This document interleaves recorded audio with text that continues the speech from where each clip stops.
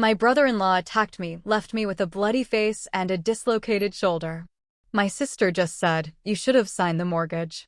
All because I refused to be their guarantor. I dragged myself to my parents' door, begging for help, then collapsed. What happened next shocked even the police. Imagine this. Your own sister, the one who swore to protect you, stands by and watches as her husband beats you bloody, then coldly tells you, "You should have just signed the mortgage." My name is Audrey, and that's exactly what happened to me. The betrayal, it cut deeper than any physical wound I suffered that night. Growing up in a modest Michigan neighborhood, Natalie was my world. 5 years older, she was my built-in bodyguard, chasing away bullies on the playground, patiently helping me with homework. Our parents, a high school economics teacher and a hospital nurse, didn't have much money, but they instilled in us bedrock values: education, hard work, and smart financial habits. Dad always hammered home, always have 6 months of expenses saved, and never risk more than you can afford to lose. Those words became my financial mantra. Natalie was a bit more free-spirited with money, but despite our different approaches, we were incredibly close. I admired her confidence, her easy way with people. When she left for college, I cried for days, truly missing her protective presence and our late-night talks. For years later, I followed her path to college, working part-time jobs to supplement my scholarships. Unlike Natalie, who changed majors twice, I stuck to business administration. I was fascinated by how organizations worked. After graduation, I landed an entry-level marketing job and steadily climbed the ladder, becoming an office manager by 29. My career allowed me to save, and last year I hit a huge milestone. I bought my own 2-bedroom condo. It was modest, but it was mine, a tangible proof of my financial discipline. Natalie, though, took a different road. She bounced between various jobs, never quite finding her niche. Then, 3 years ago, she met Greg at a barbecue. Their relationship was a whirlwind, engaged within 6 months. The wedding was small but beautiful, and I was her maid of honor, giving a heartfelt speech about our bond and welcoming Greg into our family. At first, I actually liked Greg. He was charismatic, seemed to adore Natalie. He worked in sales, and while his income fluctuated, they seemed to be managing. Natalie even picked up a part-time job at a boutique, mostly for the discount and social interaction, or so I believed at the time. Our family maintained close ties. Sunday dinners at my parents' house were still a tradition, and holidays were always spent together. But slowly, subtly, I started noticing changes in Natalie. The sister who once loved thrift stores now talked about designer labels. She'd make little comments about my practical car, suggesting I should treat myself to something more luxurious. Greg, meanwhile, often steered conversations toward money, asking probing questions about my salary or casually commenting on my condo's market value. I just attributed it to his sales background. I completely missed the warning signs. "Your sister and I are thinking about investment properties," Greg mentioned one Sunday about 6 months ago. "Real estate is where true wealth is built." My parents nodded politely, but I saw them exchange glances. Later, my dad quietly pulled me aside. "Investment requires knowledge and caution, Audrey. I hope Greg knows what he's doing." Around this time, I'd started dating Tyler, a police officer I met after a minor break-in at my office. He was kind, steady, and shared my practical outlook on life. Greg, though, seemed oddly competitive with Tyler, often interrupting him at family gatherings or dismissing his career as limiting. Tyler noticed it, but he graciously avoided confrontation for my sake. Looking back, I can see it now. Greg was assessing my financial position while crafting an image of prosperity that their actual finances just couldn't support. And Natalie? She was becoming increasingly entangled in his worldview, where material possessions signified success and family connections were resources to be exploited. The last truly peaceful family gathering was my 30th birthday, just 4 months before everything blew up. My parents hosted a small dinner, and Natalie gave me a beautiful handmade bracelet, a throwback to our childhood, when we'd make jewelry for each other. For a fleeting moment, I glimpsed my old sister, the one who valued sentimental connection over material wealth. If only I had known how quickly our relationship would unravel from that point forward. The request that would ultimately shatter our family came on an ordinary Tuesday evening. Natalie called, her voice bubbling with excitement. "We have amazing news," she gushed. "And we want you to be the first to know." I went to their apartment with a bottle of wine, assuming maybe they were expecting a baby. The place was spotless, candles lit, a lavish meal prepared. Greg was unusually attentive, pulling out my chair, keeping my glass full. "So, what's this big news?" I asked as Natalie served dessert, my favorite homemade tiramisu. Greg and Natalie exchanged glances, then he pulled out his phone and showed me photos of a stunning two-story colonial. "We found our dream home," Natalie explained, her eyes shining. "It has 4 bedrooms, a gourmet kitchen, and the master bath has this incredible soaking tub." "Wow, that looks gorgeous," I replied sincerely. "Are you seriously considering buying it?" "Not just considering," Greg said with a broad smile. "We put in an offer yesterday, and it was accepted this morning." I nearly choked on my dessert. That house looked like it would cost at least $500,000, far beyond what I knew they could afford based on their current jobs. Greg must have read my expression. "I know what you're thinking," he said smoothly. "But I'm in line for a major promotion next month. The regional director position is practically mine." This was the first I'd heard of any promotion. In fact, Greg had changed companies twice in the 3 years they'd been married, each time describing it as a strategic move, but never quite achieving the success he predicted. "That's great news," I said cautiously. "When would you close on the house?" "That's actually why we wanted to talk to you," Natalie interjected, reaching for my hand across the table. "The thing is, with Greg changing jobs recently, the bank needs a little extra security on the loan." My stomach tightened as Greg continued.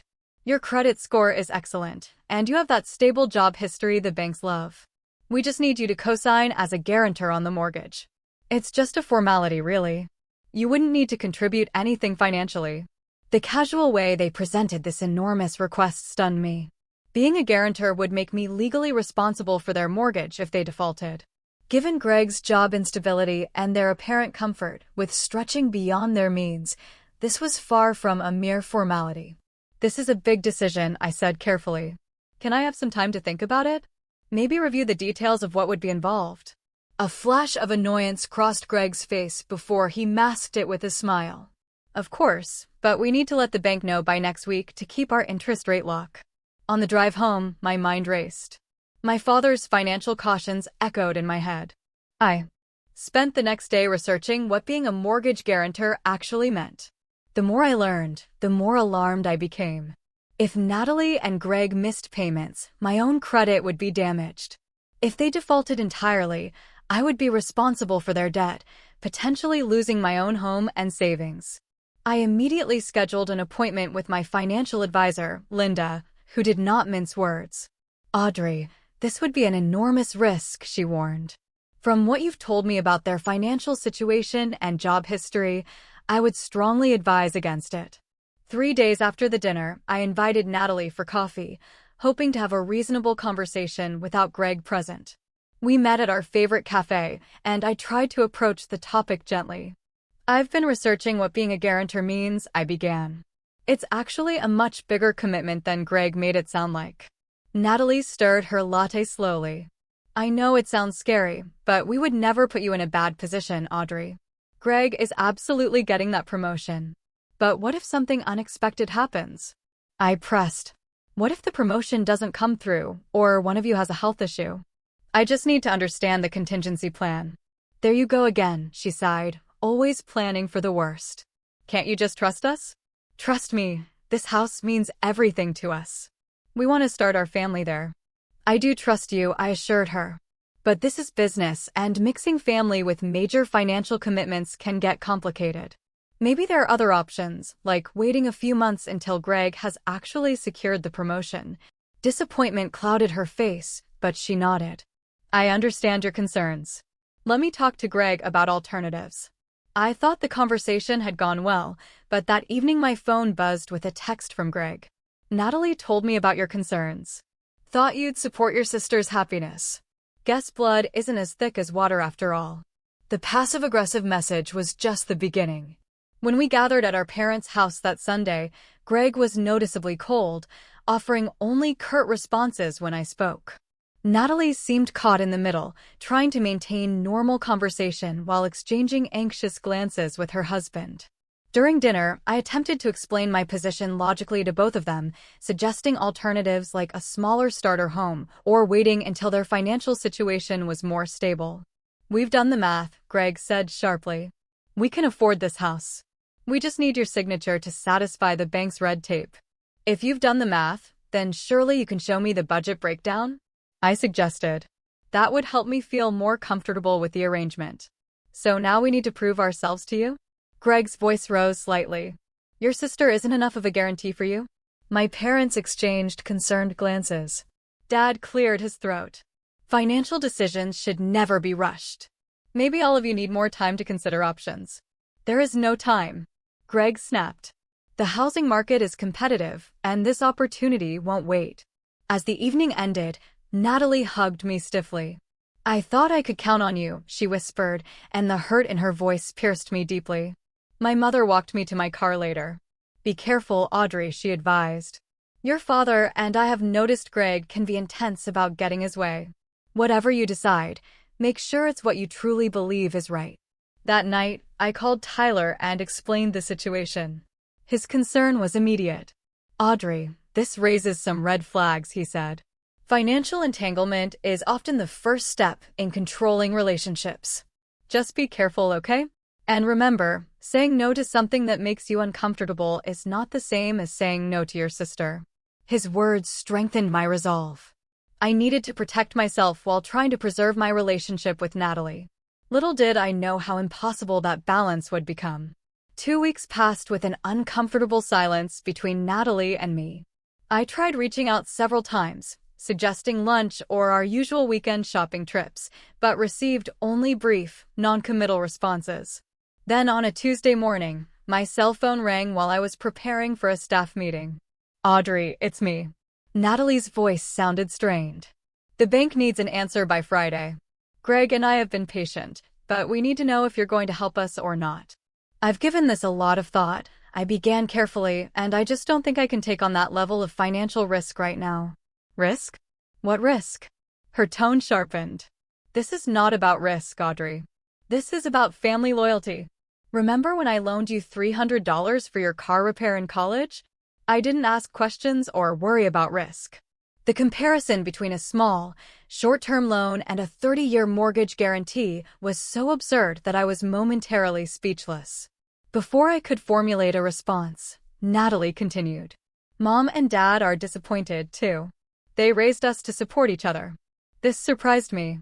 "Have they said that to you directly?" "They didn't have to. It's obvious how family is supposed to work," she retorted. "Greg says your boyfriend is probably poisoning you against us. Tyler has never liked Greg." The conversation deteriorated further, ending with Natalie in tears and me feeling both guilty and manipulated.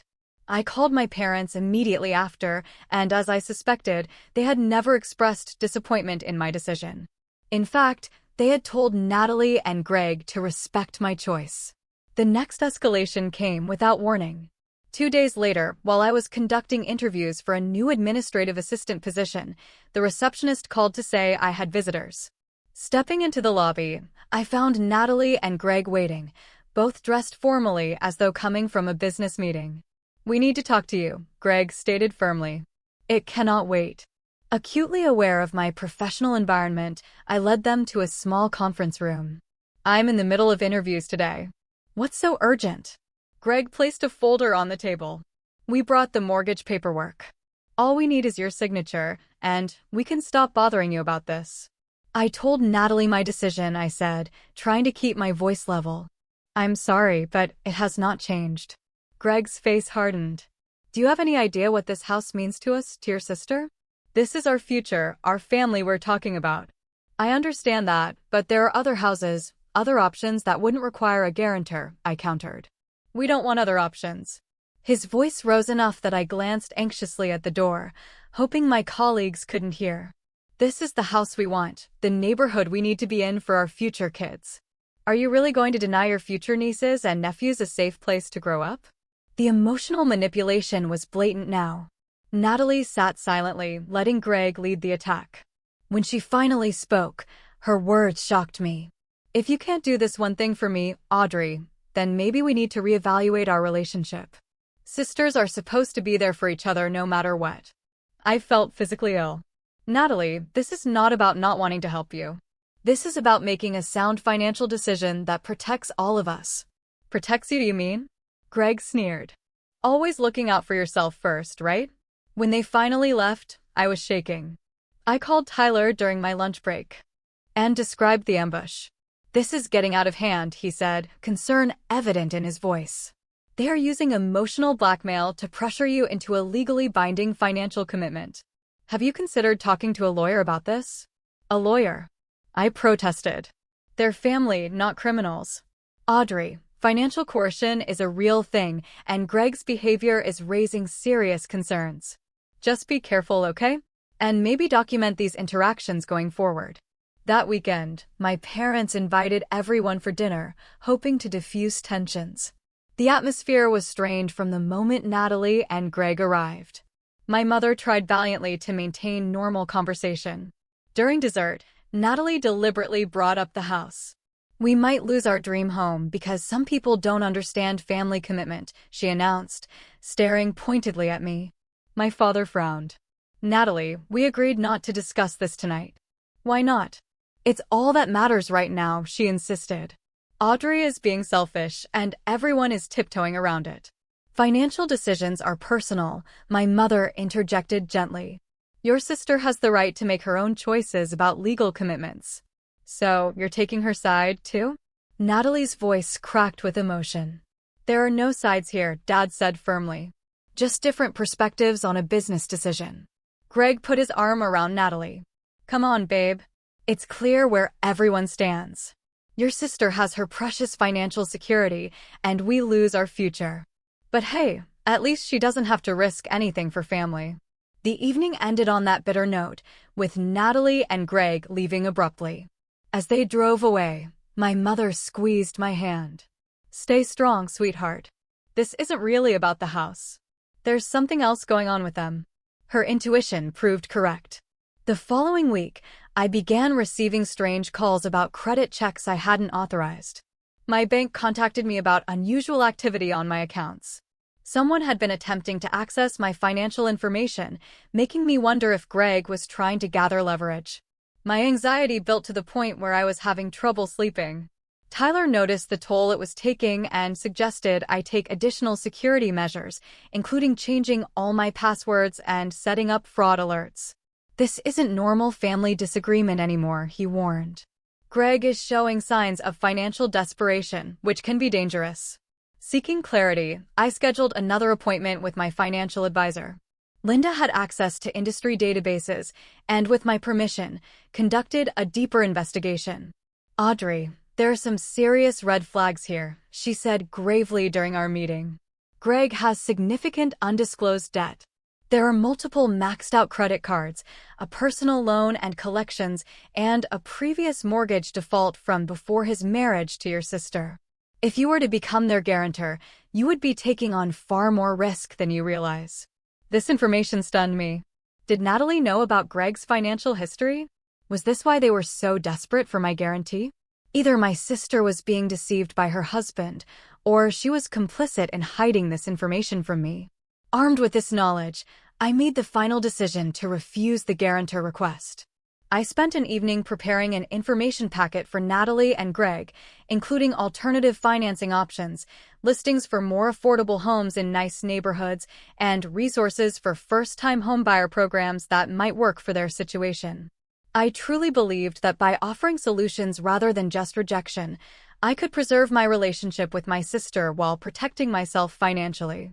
It was an approach born of hope and familial love, but it severely underestimated the desperation driving Greg's behavior and the extent to which Natalie had surrendered her independent judgment to her husband. It was a quiet Thursday evening when everything exploded. I had just finished organizing the information packet for Natalie and Greg, making it look professional with tab sections and highlighted options. I felt good about this. Instead of just saying no, I was offering constructive alternatives. Maybe this would help repair the growing rift with my sister while still maintaining my financial boundaries. I had even ordered delivery from Natalie's favorite Thai restaurant, thinking comfort food might help me relax after weeks of tension. At 9:30 in the evening, aggressive pounding on my door startled me. Through the peephole, I saw Greg's distorted face, contorted with anger. Natalie stood behind him, her arms crossed tightly across her chest, looking tense. "Audrey, open the door. We know you're in there," Greg shouted, pounding again. My heart raced. Not answering seemed impossible with the noise potentially disturbing my neighbors. Calling Tyler crossed my mind, but he was working a night shift and couldn't respond immediately. "Just a minute." I called quickly, texting my location to Tyler with a brief, "Greg here, very angry," message before opening the door with the security chain still engaged. "What is going on? Why are you pounding on my door this late?" Greg's face was flushed, his eyes bloodshot. "Take off the chain, Audrey. We need to talk. It's pretty late. Can this wait until tomorrow? I actually have some information I was going to bring over to you guys this weekend." "Tomorrow?" Greg laughed bitterly. "There is no tomorrow. The bank called. We lost the house because you were too selfish to help us." Before I could respond, he slammed his shoulder against the door with enough force to break the security chain. I stumbled backward as Greg pushed his way into my apartment. Natalie, following behind him, looking pale but resolute. "Greg, you need to leave right now," I said, trying to keep my voice steady while reaching for my phone. "This is not okay." He snatched the phone from my hand and threw it across the room. It shattered against the wall. "Nothing about this is okay. Do you have any idea what you have done to us, to your sister?" "I didn't do anything to you," I protested, backing away. "I just couldn't take on the financial risk of being your guarantor. But I have been researching alternatives that might work better for your situation." I gestured toward the folder on my dining table. Greg followed my gaze, strode over, and flipped through its contents. "Cheaper houses, first-time buyer programs." His voice dripped with contempt. "You think we want your charity? Your condescending little solutions." He grabbed the folder and threw it against the wall, scattering papers across my living room floor. "Greg, please," Natalie finally spoke, but not to restrain him. "Let's just go. She has made her choice." "No. I want her to understand what she has done," Greg insisted, turning back to me. "You know what the real estate agent told us today? That the sellers accepted another offer. Do you know why?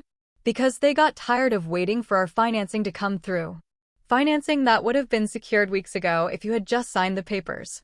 His face was inches from mine, now spittle flying as he shouted. I could smell alcohol on his breath. "I'm sorry you lost the house," I said, trying to de-escalate. "But there will be other houses, better ones that you can afford without needing a guarantor." "Afford?" Greg's laugh was ugly. "You think you know everything about our finances, about what we can afford?" "Actually, I do know some things," I said, my fear beginning to transform into anger. "I know about the maxed-out credit cards, Greg, and the personal loan and collections, and your previous mortgage default." The color drained from his face. "You had no right to look into my financial history." "I had every right when you were asking me to guarantee hundreds of thousands of dollars," I countered. "Did Natalie know about all this? Did you tell her before you pressured me to put my financial future on the line?" I looked at my sister, whose expression had shifted from resolve to confusion. "Natalie, did you know?" "Don't talk to her," Greg growled, stepping between us. "This is between you and me now." "No, it's not," I insisted, trying to move around him to see my sister. "Natalie deserves to know the truth if she doesn't already. This is not just about a house. Greg has serious financial problems that he has been hiding." "Shut up," Greg roared.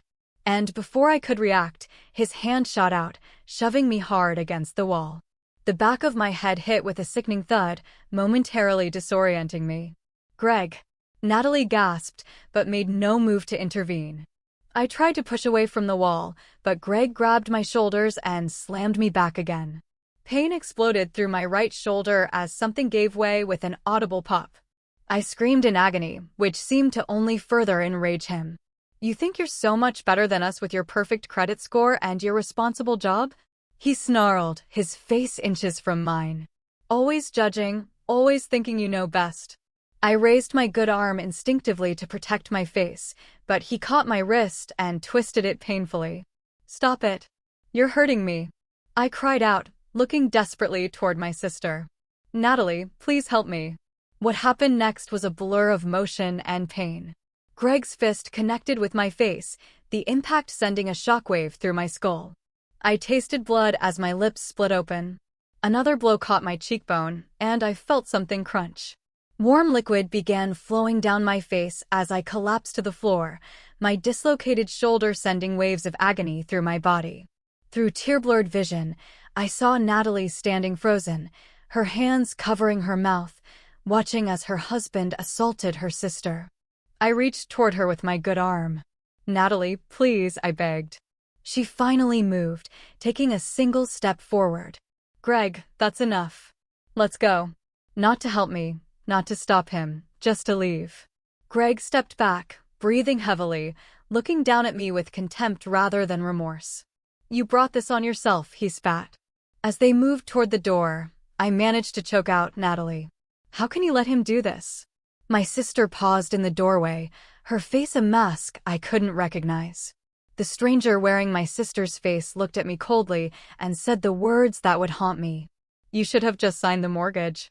Then they were gone, leaving me bleeding on my apartment floor, betrayed by the person I had trusted most my entire life. The physical pain was excruciating, but it paled in comparison to the shattering of my heart as I realized that the sister I loved had chosen to side with my attacker rather than help me in my moment of greatest need. I don't know how long I lay on my apartment floor, drifting between shock and waves of pain. Blood from my face had formed a small puddle beside me, and every slight movement sent lightning bolts of agony through my dislocated shoulder. My phone lay shattered where Greg had thrown it, useless for calling help. Eventually, survival instinct overrode the pain. I needed medical attention. Using only my left arm, I managed to drag myself to a sitting position against the wall, fighting waves of dizziness and nausea. The apartment swam in and out of focus as I assessed my options. My neighbors were mostly young professionals who kept to themselves. Screaming for help might work, but I wasn't sure I could make enough noise in my condition. My landline had been disconnected months ago as I exclusively used my cell phone. The only viable option was to somehow get to my car and drive to my parents' house, about 15 minutes away. Each movement was an exercise in agony as I crawled to where my purse had fallen during the attack. Finding my keys brought tears of relief. Getting to my feet nearly caused me to black out, and I had to lean against the wall for several minutes, breathing through clenched teeth until the spinning room stabilized. The journey from my second-floor apartment to the parking lot was a nightmare of pain and determination. I could only use the railing with my left hand, which meant descending sideways, one agonizing step at a time. Twice I nearly fell when my knees buckled. By the time I reached my car, my blouse was soaked with blood and sweat. Driving one-handed with a dislocated shoulder and possible concussion was dangerous, but I saw no alternative. I drove slowly, focusing intently on the road through my one eye that wasn't swelling shut. Each traffic light felt like an eternity. Every bump in the road sent fresh waves of pain through my body. I kept talking aloud to stay conscious. Almost there. Just a few more blocks. Stay awake. Keep driving. Almost there. The 15-minute drive took nearly 40 minutes as I navigated cautiously, fighting through pain and disorientation. When I finally turned onto my parents' street, relief nearly overwhelmed me. Their porch light was on, a beacon of safety in my darkest moment. I parked haphazardly in their driveway and staggered to their front door. My attempt to ring the doorbell turned into me slumping against the doorframe, my strength finally deserting me. I weakly knocked, leaving smears of blood on their white door. The porch light seemed to brighten painfully, and I heard my father's voice through the door. "Who is it?" "Dad?" I managed to whisper. "It's me." The door swung open, and I will never forget the horror that transformed my parents' faces as they saw me. My mother's scream seemed to come from far away. "Audrey, oh my God, what happened to you?" My father's strong arms caught me as my legs finally gave out. "Greg," I said, my words slurring through swollen lips. He attacked me. Natalie watched. That was all I managed before collapsing completely. The safety of my childhood home allowed me to finally surrender to the pain and shock. I vaguely registered being lowered gently to the floor as my mother frantically dialed 911. My daughter has been assaulted. I heard her saying through tears. She's bleeding badly and her shoulder looks dislocated. Please hurry. My father's voice was tight with rage and fear as he knelt beside me, carefully cradling my head. Who did this, Audrey? Did you say Greg did this to you? I tried to nod, which sent fresh pain shooting through my skull. Mortgage, I mumbled, because I wouldn't sign. Dear God, my mother sobbed, joining us on the floor. Her face is barely recognizable. The wait for the ambulance felt eternal. My mother held a cold compress to my face while my father kept talking to me, trying to keep me conscious. The flashing lights of the emergency vehicles finally illuminated the room in pulses of red and blue. 2. Police officers arrived with the paramedics. As the medical team began assessing my injuries, one officer knelt beside me. Ma'am, can you tell me who did this to you? His voice was gentle but professional. Greg Walsh, I whispered. My sister's husband. And where did this happen? My apartment, about an hour ago. The officer's face hardened as he took in the extent of my injuries. And you drove yourself here in this condition? I managed a slight nod. Jesus, he muttered before catching himself. I mean, that shows incredible strength, ma'am. We'll need a formal statement, but let's get you medical attention first. As the paramedics transferred me to a gurney, I heard the officer speaking quietly to his partner. Call it in. Aggravated assault, possibly attempted murder given the extent of injuries. Suspect is Gregory Walsh, brother-in-law of victim. The ambulance ride was a blur of pain and medical terminology. Blood pressure dropping, possible orbital fracture, dislocated shoulder, concussion protocol. They gave me something for the pain that made the world soften around the edges without completely removing me from it. In the emergency room, a team of medical professionals swarmed around me. X-rays confirmed the dislocated shoulder, and the procedure to reset it was excruciating despite medication. My face required multiple stitches, and the ophthalmologist expressed concern about potential damage to my right eye from the orbital bone fracture. Sometime during this medical whirlwind, Tyler appeared, still in his police uniform, his face ashen as he took in my condition. He must have come straight from his shift after seeing my text. Audrey, he choked, taking my hand gently. I'm so sorry. I got your message, but was handling an accident scene. By the time I was free and tried to call you, you didn't answer. Not your fault, I managed through swollen lips. His professional demeanor cracked, and I saw tears in his eyes before he blinked them away. The responding officers are colleagues of mine. They're already looking for Greg. Do you want me to step out while you give your statement, or would you like me to stay? Stay? I whispered. Please stay. The detective who took my initial statement was compassionate but thorough, recording every detail of the attack. When I described Natalie's response and her parting words, his pen paused momentarily over his notepad. Your sister witnessed the entire assault and did nothing to intervene or call for help? Yes, I confirmed, the betrayal still fresh and raw. She watched, then left with him. My parents arrived at the hospital after giving their own statements about my condition when I reached their home. My father's face was tight with controlled fury. My mother's was streaked with tears. They spoke with the doctors, arranged for my overnight admission for observation due to the concussion, and assured me they would handle everything. As the pain medication finally pulled me toward sleep, I heard Tyler speaking quietly with my parents in the hospital room. This goes beyond domestic dispute, he was saying. The level of violence, the premeditation in going to her apartment, breaking in, essentially, we're looking at serious felony charges. And Natalie, my mother asked, her voice breaking. Our own daughter watched this happen and did nothing. There may be charges for her as well, Tyler replied grimly.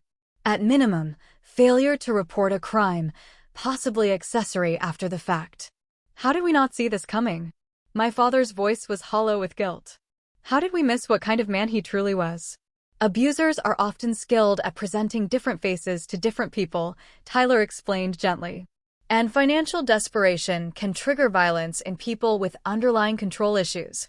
Their voices faded as I drifted into a medicated sleep, my last conscious thought being wonder at how completely my life had shattered in a single evening, and how the sister I had loved my entire life had become a stranger watching me bleed without lifting a finger to help. The morning after the assault brought harsh fluorescent lights, the sterile smell of hospital disinfectant, and the full reality of what had happened. My parents were already there when I awoke, my mother dozing in the visitor's chair while my father stood at the window, staring out with the rigid posture of a man containing volcanic rage. A nurse came in to check my vitals and change the dressing on my face. She held up a small mirror, and I hardly recognized the person staring back at me. My right eye was swollen completely shut, surrounded by deep purple bruising that extended across my cheekbone. Stitches zigzagged across my eyebrow and upper lip. My face was so distorted by swelling that I looked like a grotesque caricature of myself. "The swelling will go down significantly over the next few days," the nurse assured me kindly. "And the plastic surgeon did an excellent job with the stitches. The scars should be minimal." Scars. I would have scars from this. Physical reminders of my sister's betrayal that I would see every time I looked in a mirror. The thought brought fresh tears, which stung the cuts on my face. 2 police officers arrived mid-morning, neither of them Tyler, to avoid any conflict of interest given our relationship. One introduced herself as Detective Sarah Martinez, a member of the Domestic Violence Unit. Her partner, Officer Jenkins, had kind eyes that contrasted with his imposing physical presence. "Miss Moore, I know this is difficult, but we need to take your formal statement about what happened last night," Detective Martinez explained. "We will need to photograph your injuries as well, if that's all right." For the next hour, I recounted every detail of the attack, from the moment Greg pounded on my door to Natalie's final devastating comment before they left me bleeding on the floor. Officer Jenkins documented my injuries with a camera, his jaw tightening as he photographed the extensive bruising on my shoulder and face. "Have they found Greg yet?" I asked when they had finished. Detective Martinez shook her head. "Not yet, but we have officers at their apartment and your sister's workplace. There's an alert out for his vehicle. We will find him." "And my sister?" The officers exchanged glances. "We would like to speak with her as well. Her role in this incident needs clarification." After they left, my father finally spoke. "The locksmith is changing your apartment locks today.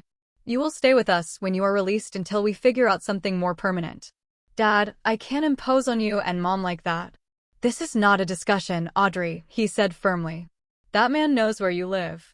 Until he is in custody, you are not staying alone." His protectiveness nearly broke me. Where was this protection when I was being beaten? Why had Natalie not shown even a fraction of this concern? The next few days passed in a blur of medical evaluations, pain management, and official paperwork. I was released from the hospital with my arm in a sling, prescriptions for pain medication and antibiotics, and instructions for concussion recovery. The prosecutor's office contacted me about pressing charges, making it clear that given the severity of the assault, they would proceed regardless of whether I wanted to or not. "This level of violence cannot go unanswered," the assistant district attorney explained during her hospital visit. "The state has an interest in prosecuting violent offenders, regardless of family connections." On my 3rd day home at my parents' house, the police finally apprehended Greg at a motel 30 miles outside of town. Natalie was with him. The news brought conflicting emotions, relief that he was in custody, but fresh pain at the confirmation that my sister had chosen to flee with my attacker rather than check if I was even alive. The preliminary hearing was scheduled for the following week. In the meantime, I filed for a restraining order against both Greg and, with tremendous heartache, Natalie. The court granted it immediately based on the police report and medical documentation. My colleagues at work were incredibly supportive, arranging for me to work remotely during my recovery. Friends I hadn't spoken to in months rallied around me, dropping off meals and offering rides to medical appointments. Tyler spent every free moment by my side. His steady presence was a balm to my shattered sense of security. The night before the preliminary hearing, my mother received a call from Natalie. She put it on speakerphone so my father and I could hear. "Mom, this has all gone too far." Natalie's voice sounded thin and desperate. "Greg made a mistake, but Audrey is blowing this out of proportion. She needs to drop these charges." My father made a strangled sound of disbelief. My mother's voice was ice cold when she responded. "A mistake? Your husband broke into your sister's home and beat her so severely she needed to be hospitalized. She drove herself to our house with a concussion and dislocated shoulder because you left her bleeding on the floor. You don't understand." Natalie pleaded. "Greg has lost his job over this. We could lose everything. And Audrey could have lost her life." My father erupted. "Have you seen what he did to her face, to her body? Your sister may have permanent damage to her eye socket." "I know it looks bad," Natalie admitted. "But if she drops the charges, Greg will get anger management counseling." "Natalie, listen to me carefully," my mother said. "Your husband committed a serious crime. He belongs in jail. If you continue to support him after what he did, you are no daughter of mine." The silence that followed was deafening. When Natalie finally spoke, her voice was cold. "I see who you have chosen. Don't expect to hear from us again unless Audrey comes to her senses." The line went dead, leaving us sitting in stunned silence. My mother's hands shook as she placed the phone down. My father wrapped his arm around her shoulders as she began to sob. "How did we raise a daughter who could be so cruel?" she whispered. "Where did we go wrong with her?" "This is not your fault," I said, reaching for her hand across the table. "Greg has been manipulating her for years. We just didn't see it clearly until now." The preliminary hearing the next day was my first time seeing Greg and Natalie since the attack. Entering the courtroom with Tyler and my parents flanking me protectively, I felt physically ill at the sight of them. Greg sat beside his attorney in a suit that seemed deliberately too large, perhaps to make him appear smaller and less threatening.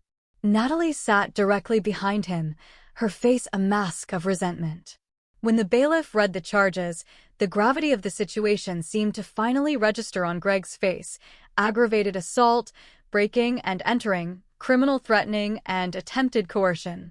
His attorney entered a not guilty plea, requesting bail despite the prosecutor's argument that Greg posed a flight risk and danger to the community. The judge set bail at $100,000 with strict conditions, including GPS monitoring and explicit orders to have no contact with me or my family. As Greg was led away to process the bail requirements, Natalie caught my eye across the courtroom. There was no remorse in her gaze, only cold accusation, as though I were the one who had destroyed the family. Outside the courthouse, reporters had gathered, alerted to the case by police records. My father shielded me from their cameras while Tyler helped me into the car. The local news that evening featured my bruised face as evidence of the violence that had erupted over what they called a family financial dispute. Over the following weeks, as my physical injuries began to heal, the emotional trauma intensified. I started seeing a therapist who specialized in both physical trauma and family betrayal. She diagnosed me with post-traumatic stress disorder, explaining that the betrayal by my sister had compounded the trauma of the physical attack. When someone we trust implicitly harms us or allows harm to come to us, it damages our fundamental ability to feel safe in the world, she explained. The recovery process involves not just healing from the event itself, but rebuilding your sense of safety and trust. Greg's attorney approached my lawyer with a plea offer. Greg would plead guilty to a lesser charge of simple assault if I agreed to make no victim impact statement. I refused immediately. The full truth needed to be on record, not just for my own healing, but to ensure that Greg faced appropriate consequences for his actions. As the trial date approached, the pressure from Natalie intensified. She sent letters to our parents, claiming I was destroying their family over one bad moment. She attempted to contact my friends, painting me as vindictive and exaggerating my injuries. When these efforts failed, she showed up at my parents' house late one night, hysterical and demanding to see me. My father called the police, reporting her for violating the restraining order. When the officers arrived, they found Natalie pounding on the door, screaming that I had ruined her life. Her arrest for violating the protective order was the final fracture in our already splintered family. The trial itself was mercifully brief.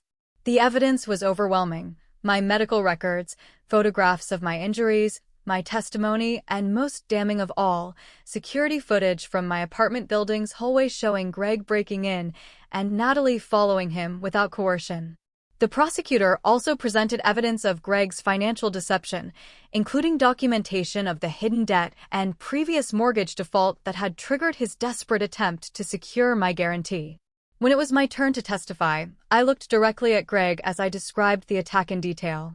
Then I turned to where Natalie sat and recounted her final words to me as I lay bleeding: "You should have just signed the mortgage."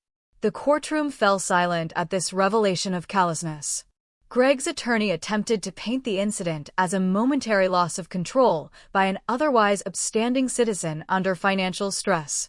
The strategy failed spectacularly when the prosecution presented evidence of Greg's previous anger incidents that had never been reported to police. The jury deliberated for less than 3 hours before returning a guilty verdict on all counts. At the sentencing hearing 2 weeks later, the judge did not mince words. "Mr. Walsh, you committed a brutal assault against a family member who simply refused to put herself in financial jeopardy for your benefit. You have shown no genuine remorse, and the court is particularly disturbed by your attempt to minimize your actions." The court sentenced Greg to 8 years in state prison.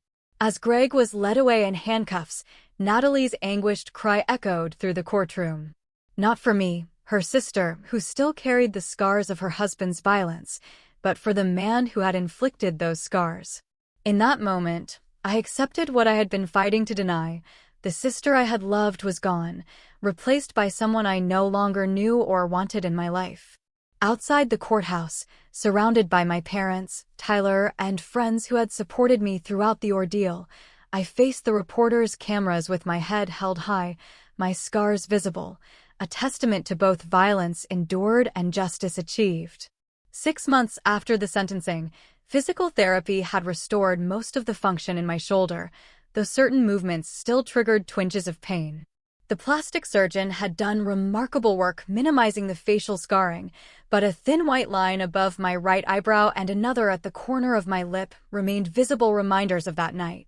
The deeper scars, the ones nobody could see, were healing more slowly. My parents had helped me find a new apartment in a secure building with 24-hour security and no public access to resident floors. I had initially resisted such extreme measures, not wanting to live in fear. But my therapist helped me understand the difference between fear and prudent caution. Creating physical safety is an essential part of your healing journey, she explained during one of our weekly sessions. It's not about living in fear, but about respecting your body's need for security while your mind processes the trauma. The nightmares had decreased from nightly occurrences to perhaps once a week. I no longer jumped at every unexpected knock or flinched when someone raised their voice in excitement. These were small victories, hard-won through consistent therapy and the unwavering support of those around me. Tyler had been my rock throughout the recovery process, never pushing, but always present. Our relationship had deepened through the crisis, his patience and understanding creating a safe space for my healing. When he surprised me with a weekend getaway to a lakeside cabin 3 months after the trial, I found myself able to truly relax for the first time since the attack. "I'm proud of you," he said as we sat watching the sunset over the water. "Not just for surviving, but for how you have handled everything. Your strength amazes me every day." My career had become another anchor in my recovery. 2 months after the trial, I received an unexpected promotion to operations director, a position that came with both greater responsibility and flexibility to continue my therapy appointments. My colleagues, who had rallied around me during the darkest days, celebrated this professional advancement as another step in my journey forward. Natalie remained a complicated absence in my life. After Greg's sentencing, she had moved in with a friend, unable to maintain the apartment on her part-time income alone. According to my mother, who maintained minimal contact with her, Natalie had finally filed for divorce 3 months into Greg's sentence, when the reality of their financial situation became impossible to ignore. One rainy Tuesday afternoon, I received a letter with her handwriting on the envelope. For several minutes, I simply held it, uncertain whether opening it would represent progress or setback in my healing. Eventually, curiosity won out. Audrey, the letter began. I don't expect forgiveness. I don't even know if I deserve to ask for it, but I need you to know that I am getting help now. My therapist says I was in an emotionally abusive relationship that distorted my thinking and loyalties. That is not an excuse for what I did or failed to do that night. Nothing can excuse that. I just wanted you to know that I'm trying to understand how I became someone who could watch her sister be hurt and do nothing. If you ever want to talk, I would welcome it. If not, I understand. Either way, I am sorry. Natalie. The letter stirred complicated emotions. Part of me wanted to dismiss it as too little, too late. Another part recognized the courage it took to acknowledge such a profound moral failure. I showed it to my therapist during our next session. How does this letter make you feel? She asked after reading it. Confused, I admitted. Part of me wants to believe she's genuinely sorry, that the sister I grew up with is still in there somewhere. But I also don't know if I can ever trust her again, or if I even want to try. Reconciliation is not an obligation, she reminded me. It is a choice, and one that should be made based on what supports your healing, not on family expectations or guilt. Whatever you decide, it should be on your timeline, not hers. I decided not to respond immediately, giving myself permission to sit with the complexity of my feelings without forcing a resolution. This was one of many new boundaries I was learning to establish in my life. My parents had their own healing journey. The fracture in their family had left them questioning their parenting, their values, even their understanding of their own children. They had started attending a support group for parents of adult children in crisis, finding solace in shared experiences and wisdom. We always thought family meant supporting each other no matter what, my father reflected during a quiet dinner at their house. Now we understand that true support sometimes means holding people accountable, even when it hurts. My mother reached across the table to squeeze my hand. We will always regret not seeing the warning signs with Greg, but we are so proud of how you have handled this, Audrey. You showed us what real strength looks like. As my confidence rebuilt, I found myself drawn to sharing what I had learned. 6 months after the trial, I approached the local community college about hosting a financial education workshop specifically designed for women.